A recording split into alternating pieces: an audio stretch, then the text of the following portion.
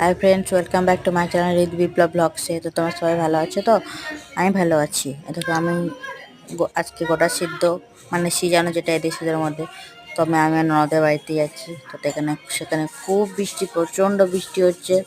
আর যেহেতু আমাদের বাইক, তো বাইক দাঁড় করিয়ে একটা মন্দিরের মধ্যে দাঁড়ালাম। তো দেখতে পাচ্ছ আমার বরের জ্যাকেট পুরো ভিজে গেছে, মেয়েটা ভেজেনি। তো ও খুশি হয়েছে, ঘুমোচ্ছিল ও গাড়িতে।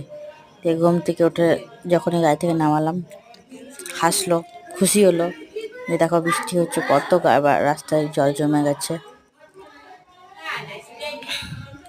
দেখো আমিও ভিজে গেছি অল্প, তো বিপ্লব বেশি ভিজেছে। তো যাই হোক, তারপরে হয়ে যায় আমাদের গাড়িটা।